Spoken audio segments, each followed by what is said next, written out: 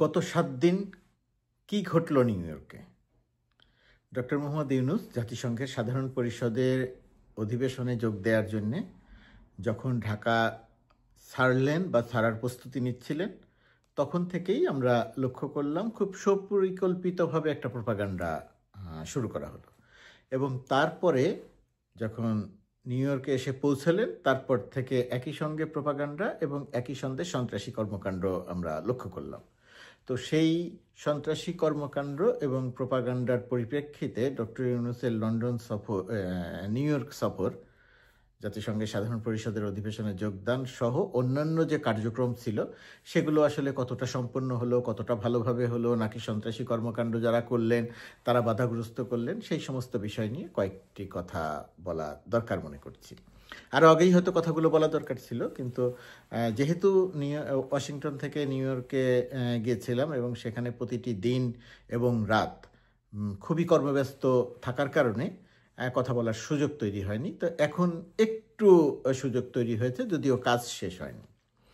প্রথমত কথা, ডক্টর মোহাম্মদ ইউনূস যখন দেশ ছাড়ার প্রস্তুতি নিচ্ছিলেন, দেশ যখন ছাড়লেন, তখন থেকে দেশে এবং দেশের বাইরে থেকে একটা জোর প্রোপাগান্ডা শুরু করা হলো যে ডক্টর মোহাম্মদ ইউনূস দেশ থেকে পালিয়ে চলে যাচ্ছেন, ডক্টর মোহাম্মদ ইউনূস আর ফিরবেন না। কেউ কেউ এরকম সুনির্দিষ্ট করে বললেন, কেউ কেউ আবার বললেন ডক্টর মোহাম্মদ ইউনূস কি আর ফিরবেন। কেউ কেউ আবার আরেক ধাপ বাড়িয়ে বললেন হাসিনা আসছে, ডক্টর ইউনূস যাচ্ছে। অর্থাৎ সিদ্ধান্তে পৌঁছে গেলেন যে ডক্টর ইউনূস নিউ ইয়র্কে আসবেন এবং আর তিনি দেশে ফিরবেন না। এই একটা প্রোপাগান্ডা চললো। তো এটা যে প্রোপাগান্ডা, সেটা তো আর বাড়তি কোনো তথ্য দিয়ে বলার দরকার নেই। ডক্টর ইউনূসের সঙ্গে যারা এসেছিলেন তাদের অনেকে ইতিমধ্যেই ফিরে গেছেন, অনেকে ফেরার প্রস্তুতি নিচ্ছেন। ডক্টর ইউনূস 30 তারিখ পর্যন্ত ব্যস্ত থাকবেন, সেই ব্যস্ততা শেষ করে তিনি তারপরে রওনা দেবেন এবং যথারীতি বাংলাদেশে গিয়ে পৌঁছাবেন। অর্থাৎ এই প্রোপাগান্ডার আসলে কোনো অর্থ নেই, কিন্তু সামাজিক যোগাযোগ মাধ্যম সরগরম করে রাখা হয়েছিল এই ডক্টর ইউনূস যাচ্ছেন আর ফিরবেন না, শেখ হাসিনা আসবেন, মানে পলাতক ফ্যাসিস্ট শেখ হাসিনা আসবেন। যাই হোক, এটা একটা প্রোপাগান্ডার অংশ ছিল, সেটা প্রোপাগান্ডাটা ইতিমধ্যে মিথ্যা প্রমাণিত হয়েছে। ডক্টর ইউনূসের সফরকে কেন্দ্র করে যুক্তরাষ্ট্রে যে আওয়ামী লীগের রাজনীতি আছে, বাংলাদেশে নিষিদ্ধ ঘোষিত রাজনৈতিক দলটির যে নেতাকর্মীরা আছেন এখানে, তারা ইতিমধ্যেই প্রমাণ করেছেন যে তারা এখানে রাজনীতি করছেন না, তারা এক ধরনের প্রোপাগান্ডা এবং সন্ত্রাসী কর্মকাণ্ডের সঙ্গে নিজেদেরকে সম্পৃক্ত করে ফেলেছেন। সেই কারণে তারা ঘোষণা দিয়েছিল যে ডক্টর ইউনূসকে তারা তাদের ভয়ঙ্কর চেহারা দেখাবে। যুক্তরাষ্ট্রের আইন অমান্য করবে না, কিন্তু ভয়ঙ্কর চেহারা দেখাবে। তো এই হুমকির পরিপ্রেক্ষিতে এখানে, অর্থাৎ যুক্তরাষ্ট্রে, state department, secret service, FBI, police, diplomatic security সংস্থা সহ সবাইকে সুনির্দিষ্ট করে চিঠি দিয়ে যোগাযোগ করে বিষয়টি জানিয়ে রাখা হয়েছিল। সেই অনুযায়ী তাদের প্রস্তুতিও ছিল, এবং এই প্রস্তুতির অংশ হিসেবে আওয়ামী লীগের যে নিষিদ্ধ ঘোষিত আওয়ামী লীগের যে আওয়াজ ছিল, যে প্রোপাগান্ডা ছিল, সেই প্রোপাগান্ডা অনুযায়ী তারা কোনো কাজই করতে পারেনি, কোনো প্রতিবন্ধকতাই তৈরি করতে পারেনি, কিন্তু তারা দৃশ্যমানভাবে একটি কাজ দেখিয়েছে। সেই কাজটি দেখিয়েছে কি, যেদিন এয়ারপোর্ট দিয়ে JFK দিয়ে যেদিন বাংলাদেশ প্রতিনিধি দল আসে, সেই দিন কিছুটা ভিসা জটিলতায়, কিছুটা ভুল বুঝাবুঝি, তথ্য পাওয়ার ক্ষেত্রে ভুল বুঝাবুঝি, আর কিছুটা অসচেতনতার কারণে একটা সুযোগ এই সন্ত্রাসীরা পেয়ে যায়। যে সে কথাগুলো আগে বলেছি যে ডক্টর মোহাম্মদ ইউনূসের সঙ্গে, অর্থাৎ তত্ত্বাবধায়ক অন্তর্বর্তীকালীন সরকারের প্রধানের সঙ্গে সবার বের হয়ে আসার কথা ছিল বিশেষ ব্যবস্থায় এয়ারপোর্ট থেকে, কিন্তু কয়েকজনের, 5 জন রাজনীতিবিদ এবং 2 জন প্রেস উইংয়ের সদস্যের ভিসা জটিলতার কারণে একসঙ্গে আসতে পারেনি, তাদের ভিন্ন জায়গা দিয়ে আসতে হয়েছে। এবং যে জায়গা দিয়ে আসতে হয়েছে ঠিক ওই জায়গাটিতেই 20-25 জন আওয়ামী লীগের সন্ত্রাসী কর্মকাণ্ড যারা করেন তারা ছিলেন, এবং তারা ভয়ঙ্কর চেহারা, আওয়ামী লীগের ভয়ঙ্কর চেহারা কি, মানে ভয়ঙ্কর গালিগালাজ, যে গালিগালাজ আপনি, আমি বা অন্য যে কেউ মুখে আনতে পারবে না, সেই গালিগালাজ তারা করেছে। আর আক্তারের পিঠের উপরে একটি ডিম নিক্ষেপ করেছে। এখন আমাদের ভুল বুঝাবুঝি আছে, আমাদের অসচেতনতা ছিল, পুরো সামগ্রিকভাবে সবার কথা বলছি। সেখানে বিএনপির 200-300 নেতাকর্মী ছিল। আমি আগের একটি ভিডিওতে বলেছিলাম যে সেখানে এনসিপির নেতাকর্মীরা ছিল না, তারা হোটেলে এসেছিল। পরবর্তীতে আমি আরও জানলাম যে না, সেখানে এনসিপির নেতাকর্মীরাও ছিল। সংখ্যায় যে তারা কম ছিল আওয়ামী লীগের থেকে তা নয়। বিএনপির সঙ্গে একটা ভুল বোঝাবুঝি হয়েছিল। বিএনপি মনে করেছিল প্রধান উপদেষ্টার বহরের সঙ্গে তাদের নেতারাও বের হয়ে গেছেন, এই কারণে বিএনপি সেই জায়গাটি ছেড়ে দেয়। সেই সুযোগটা আওয়ামী লীগ নেয়। তো এনসিপি থাকা অবস্থাতেও আওয়ামী লীগ তাহলে এই সন্ত্রাসী কর্মকাণ্ডটা করতে পারলো কিভাবে? এখানে একটা কথা বলে রাখা দরকার যে এনসিপি কারা আর আওয়ামী লীগ কারা। আওয়ামী লীগের যারা আছে তারা এক ধরনের প্রোপাগান্ডাবাজ, এক ধরনের সন্ত্রাসী কর্মকাণ্ডের সঙ্গে সম্পৃক্ত। আর এনসিপি কারা?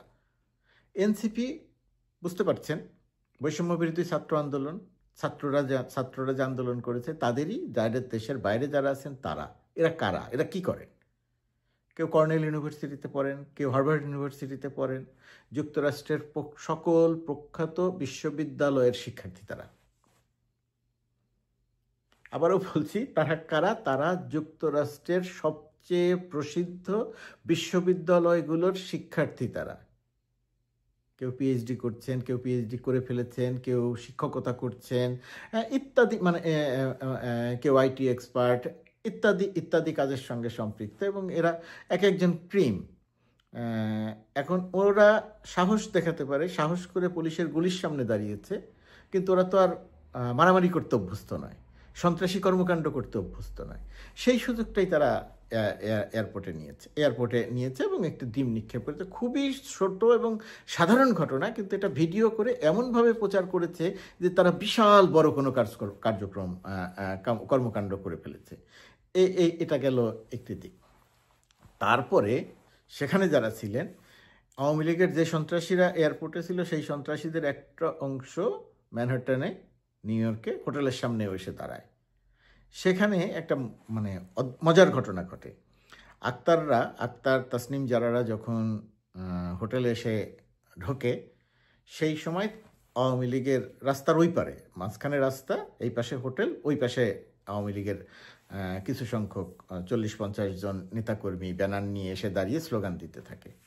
সেই সময় আক্তারের নেতৃত্বে, এনসিপি নেতা আক্তারের নেতৃত্বে এখানকার এনসিপির সদস্যরা হোটেলের সামনে বাধা উপেক্ষা করে, তাদেরকে আমরা না করেছিলাম, আক্তারকে আমরা বলেছিলাম যে যাওয়ার দরকার নাই, কিন্তু যেহেতু তারা জুলাই যোদ্ধা, যেহেতু হাসিনার গুলির সামনে দাঁড়াতে তারা ভয় করে নাই, সুতরাং আওয়ামী লীগের সন্ত্রাসীদের সামনে দাঁড়াতে তারা ভয় করবে, তারা এই রাস্তার এই পারে দাঁড়িয়ে স্লোগান দিয়েছে। এবং আওয়ামী লীগের সন্ত্রাসীরা কিছুটা ভীত সন্ত্রস্ত হয়ে পড়েছে তাদের এই অবস্থান দেখে, কারণ অপরাধী যে তাদের ভেতরে ভয় থাকে। তো আক্তারের এই অবস্থানটা আওয়ামী লীগের সন্ত্রাসীরা আরেকবার দেখেছে যে এই জুলাই যোদ্ধারা কতটা সাহসী হতে পারে। আরেকটা কথা বলে রাখি যে আক্তার অসম্ভব সুন্দর বক্তৃতা করেছেন। তাসনিম যারা সবসময় বাংলা এবং ইংরেজি দুই ভাষাতে খুবই ভালো বলেন, এখানেও খুব ভালো কথা বলেছেন। ডক্টর মোহাম্মদ ইউনূসের সবচেয়ে তাৎপর্যপূর্ণ জাতিসংঘ সাধারণ পরিষদের ভাষণ বাইরে সবচেয়ে তাৎপর্যপূর্ণ অনুষ্ঠানটি ছিল 27 সেপ্টেম্বর নিউ ইয়র্কের একটি হোটেলে, এবং সেখানে ডক্টর ইউনূস যাতে অনুষ্ঠান করতে না পারেন সেই কারণে ব্যাপক প্রস্তুতি নেওয়ার আওয়াজ দিয়েছিল আওয়ামী লীগ। একই রকমভাবে আমরা যেহেতু সন্ত্রাসী নই, আমরা যেহেতু সন্ত্রাসী কর্মকাণ্ড করতে অভ্যস্ত নই, স্বাভাবিকভাবেই সিক্রেট সার্ভিস সহ এখানকার সবাইকে জানানো হয়েছিল। আর এই জায়গাটিতে এবারে যেটা লক্ষ্য করা গিয়েছিল যে বিএনপি, জামাত এবং এনসিপির নেতাকর্মীরা অসম্ভব তৎপর ছিল, এবং এই তৎপরতার কারণে ডক্টর ইউনূসের সবচেয়ে বড় প্রোগ্রাম বাঙালিদের সঙ্গে প্রবাসী বাংলাদেশিদের সঙ্গে যে প্রোগ্রামটি ছিল, সেই প্রোগ্রামটি মানে আওয়ামী লীগের নেতাকর্মীরা করতে দেবে না এরকম একটি পণ করেছিল। তাদের কিছু সংখ্যক সন্ত্রাসী অন্যান্য দেশ থেকেও এসেছে, অন্যান্য রাজ্য থেকে তারা তাদের লোকজনদের এনে জড়ো করেছিল বলে আওয়াজ দিয়েছিল, কিন্তু বাস্তবে যে হোটেলটিতে ডক্টর ইউনূসের প্রোগ্রামটি হয়েছে প্রবাসী বাংলাদেশিদের সঙ্গে, সেই হোটেলের আশেপাশে কোথাও কোনো জায়গাতে আওয়ামী লীগের নেতা কর্মী সন্ত্রাসী কারো কোনো অস্তিত্ব দেখা যায় নাই। তারা এটা জিনিস প্রচার করেছিল যার তারা অনুষ্ঠানের ভেতরে ঢুকবে, অর্থাৎ হলরুমের ভেতরে ঢুকবে গোপনে, ঢুকে সেখানে গিয়ে তারা স্লোগান দিবে, বিশৃঙ্খলা করবে। কিন্তু সেই সাহসটিও তারা করতে পারেনি। সম্ভবত এখানে একটি বিষয় ভূমিকা রেখেছে। 26 সেপ্টেম্বর জাতিসংঘে যেদিন ডক্টর মোহাম্মদ ইউনূসের বক্তব্য ভাষণ ছিল জাতিসংঘে, সেই দিন আওয়ামী লীগও রাস্তায় ছিল, বিএনপিও রাস্তায় ছিল। আওয়ামী লীগের তুলনায় বিএনপি, এনসিপি, জামাতের সংখ্যা অনেক বেশি ছিল। বিশেষ করে এনসিপির সংখ্যা ছিল, বিএনপির সংখ্যা তো বেশি ছিলই। সেই দিনও আওয়ামী লীগ সন্ত্রাসী কর্মকাণ্ড করতে আসে। আওয়ামী লীগের একজন সন্ত্রাসী কর্মকাণ্ডের সঙ্গে সম্পৃক্ত বিএনপির যে অবস্থান, সেই অবস্থানের ভেতরে ঢুকে গিয়ে সেখানে অরাজকতা তৈরির চেষ্টা করে। এটা কোনোভাবেই কাঙ্ক্ষিত নয় এবং আমি সমর্থন করি না, কিন্তু ওই যিনি সন্ত্রাসী কর্মকাণ্ড করতে বিএনপির অবস্থানের ভেতরে ঢুকে পড়েন, বিএনপি নেতাকর্মীরা তাকে কিছুটা, যাই হোক সেটা আর বলি না, তাকে সেখান থেকে সরিয়ে দেয়। আরেকজন একই রকম সন্ত্রাসী কর্মকাণ্ড করতে এসে সেও বিএনপির হাতে মার খায়। এই দুটি মার খাওয়ার ঘটনার পরিপ্রেক্ষিতে আওয়ামী লীগের নিষিদ্ধ ঘোষিত আওয়ামী লীগের কোনো কর্মী, নেতা বা সন্ত্রাসীর পক্ষে এই সাহস হয়নি যে হোটেলে ডক্টর ইউনূসের প্রোগ্রামের ভেতরে ঢুকে গিয়ে কোনো অরাজকতা করবে। এটা একটা বড় ভূমিকা রেখেছে।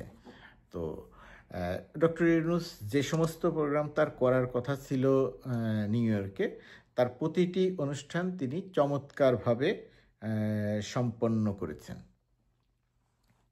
কোথাও কোনো জায়গাতে তার কোনো প্রোগ্রামে, তার কোনো অনুষ্ঠানে বিঘ্ন ঘটেনি, কোথাও কোনো অনুষ্ঠান তিনি করতে পারেননি এমন অবস্থা তৈরি হয়নি। এর মধ্যে সামাজিক যোগাযোগ মাধ্যমে দেখেছি, আমি আর তার বক্তব্য এখন দেখি না, পলাতক একসময়ের বাংলাদেশের জোর করে দখল করে থাকা প্রধানমন্ত্রী, কোট আনকোট প্রধানমন্ত্রী, পলাতক ফ্যাসিস্ট শেখ হাসিনা ঘোষণা দিয়েছেন যে নিউ ইয়র্ক থেকে কেউ যেন অক্ষত ফিরতে না পারে। কেমন সন্ত্রাসী কর্মকাণ্ডে একটি রাজনৈতিক দলকে দীক্ষিত করছেন যে কাউকে অক্ষত ফিরতে দেবেন না। দেশে মানুষ হত্যা করে পালিয়েছেন, 1,500 মানুষ হত্যা করে পালিয়েছেন। দিল্লিতে বসে এখনও তিনি মানুষ হত্যা করতে বলছেন এবং নিউ ইয়র্কের মতো জায়গাতেও মানুষকে ক্ষতবিক্ষত করতে বলছেন যে অক্ষত যেন ফিরতে না পারে। রাজনীতিটা কতটা দেউলিয়া হয়ে গেলে, রাজনীতি বাদ দিয়ে কতটা সন্ত্রাসী কর্মকাণ্ডের দীক্ষিত হয়ে গেলে একজন নেতা এইভাবে তার দলকে নির্দেশনা দিতে পারে, এটা বাংলাদেশের মানুষ দেখছে, প্রবাসীরাও দেখছেন। ডিম নিক্ষেপ, আক্তারেরকে একটি ডিম নিক্ষেপ করা হয়েছে। বলে রাখা দরকার যে ডিম নিক্ষেপ বা গালিগালাজ করা এই উত্তর আমেরিকায় এখানে কোনো বড় কোনো অপরাধ হিসেবে দেখা হয় না। এটা খুব সাধারণ অপরাধ, এটার জন্য পুলিশ গ্রেপ্তারও করে না, এমন একটা অবস্থা ডিম নিক্ষেপ। সুতরাং যে কেউ ডিম নিক্ষেপ করতে পারে, করলে খুব বেশি কোনো ক্ষতি হয় না। তো একটা ডিম নিক্ষেপ করে তারা বিশাল বিজয় অর্জন করে ফেলেছে। বিষয় সেটা নয়, বিষয় হচ্ছে রাজনীতির দেউলিয়াতপনা। পলাতক ফ্যাসিস্ট হাসিনা দিল্লিতে বসে যে আওয়ামী লীগের যে সন্ত্রাসী কর্মীটি ডিম নিক্ষেপ করেছিল আক্তারকে, তাকে টেলিফোনে অভিনন্দন জানাচ্ছেন। একটা ডিম নিক্ষেপকারী সন্ত্রাসী কর্মকাণ্ড, অসভ্য কর্মকাণ্ড করা একজন কর্মী, সন্ত্রাসী বা নেতাকে অভিনন্দন জানাচ্ছেন শেখ হাসিনা টেলিফোন করে। তো এই অসভ্য কর্মকাণ্ড করে দেশ থেকে যেমন আওয়ামী লীগ বিতাড়িত হয়েছে, একই রকমভাবে বিদেশ থেকেও আওয়ামী লীগ বিচ্ছিন্ন হয়ে পড়ছে। কার থেকে বিচ্ছিন্ন? সাধারণ জনমানুষ থেকে বিচ্ছিন্ন। সর্বত্রই তারা সন্ত্রাসী কর্মকাণ্ড করার উদ্যোগ নিয়েছে। আমাদেরকে কোথাও যেতে দেবেন না, কোথাও বেরোতে দেবেন না, ডক্টর ইউনূসের টিমকে অবরুদ্ধ করে রাখবেন, ইত্যাদি ইত্যাদি প্রোপাগান্ডা, ভুয়া ভিডিও করে, ভিডিওতে কথা বলে এক ধরনের এমন একটা অবস্থা তৈরি করতে চাচ্ছেন যে পুরো নিউ ইয়র্ক তাদের দখল হয়ে গেছে। আপনারা জানেন যে জ্যাকসন হাইটস নিউ ইয়র্কের বাঙালিদের এলাকা, সেখানে সব সময় শত শত বাঙালি অবস্থান করে, দোকান বাঙালিদের, কাস্টমার বাঙালিরা, বাঙালি বাংলাদেশের বাঙালিরা। তো সেখানে আমি এবারও 2বার গিয়েছি, 2বার গেলাম, একদিন রাতের বেলায় খাওয়া দাওয়া করলাম, এখানকার কিছু সংখ্যক সাংবাদিকের সঙ্গে বসে অনেকক্ষণ গল্প করলাম, আড্ডা দিলাম 27 তারিখের আগে। তো সেখানেও এমন একটা অবস্থা তৈরি করে রাখা হয়েছিল যে আমরা সেখানে যেতে পারবো না, সেখানে গেলে আমাদেরকে অপদস্থ নাজেহাল করা হবে। আর তাদের অপদস্থ বা নাজেহাল মানে কি, ধরুন আমি গেলাম, গিয়ে একটি হোটেলে বসে আমরা খাওয়া দাওয়া করলাম, সেখানে অনেক সাংবাদিক ছিলেন, নাম বলছি না, অনেকে অনেকে ছিলেন। তারপর নিচে নেমে আসলাম, ফুটপাতের উপরে দাঁড়িয়ে কথা বলছিলাম। এখন তাদের অপমান বা অপদস্থের বিষয়টা কি? বিষয়টি হচ্ছে, আমি যখন ফুটপাথের উপরে দাঁড়িয়েছিলাম, তারা যেহেতু চোরাগুপ্তা হামলা করে, তারা যেহেতু সন্ত্রাসী কর্মকাণ্ড করে, এবং যে কাজটা করা এখানে খুব বড় অপরাধ নাই, তেমন একটি কাজ তারা করতেই পারে। যেমন আমি যখন দাঁড়িয়েছিলাম, তখন হয়তো একটা ডিম নিক্ষেপ করতে পারতো, যদিও তাদের সেই সাহস হয়নি, দাঁড়িয়ে সেখানে আসার সাহস হয়নি, কারণ সেখানে যারা ছিল বা ওই অঞ্চলে যারা আছে সেই মানুষ ধরে আবার তাদেরকে গণধোলাই দিতে পারে, এই কারণে সেটা হয় নাই। কিন্তু তাদের মানুষ ডক্টর ইউনূসের কার্যক্রমে বাধা দেওয়ার মানে নমুনাটা কি? নমুনাটা হচ্ছে এই যে একটা ডিম নিক্ষেপ করা, একটা স্লোগান দেয়া, একটা গালি দেয়া। তো একটা স্লোগান, গালি, ডিম নিক্ষেপ করার মধ্যে দেশ থেকে বিতাড়িত আওয়ামী লীগের কর্মকাণ্ড চলছে। ডক্টর মোহাম্মদ ইউনূস বীরের মতো দেশে নিউ ইয়র্কে এসেছিলেন, আক্তার জারারা বীরের মতো এসেছিলেন, মির্জা ফখরুল আলমগীররা বীরের মতো এসেছিলেন, বীরের মতো ফিরে যাচ্ছেন, মেইন স্ট্রিমের সঙ্গে কাজ করে ফিরে যাচ্ছেন। এখানে কোথাও কোনো আওয়ামী লীগ নাই। আওয়ামী লীগ আছে রাস্তায়, ফুটপাতে, ডিম হাতে 2-4 জন। দেশ থেকে তারা বিচ্ছিন্ন, বিতাড়িত, এখন প্রবাস থেকেও তারা বিচ্ছিন্ন এবং বিতাড়িত হবার পথে আছেন। এই অবস্থা যদি চলতে থাকে, আওয়ামী লীগের দেউলিয়াত্ব কেউ ঠেকাতে পারবে না। নিষিদ্ধ ঘোষিত আওয়ামী লীগ প্রায় বিলীন হবার পথে। এই সন্ত্রাসী কর্মকাণ্ড করলে তাদের বিলীন হয়ে যাওয়াটা শুধুই সময়ের ব্যাপার।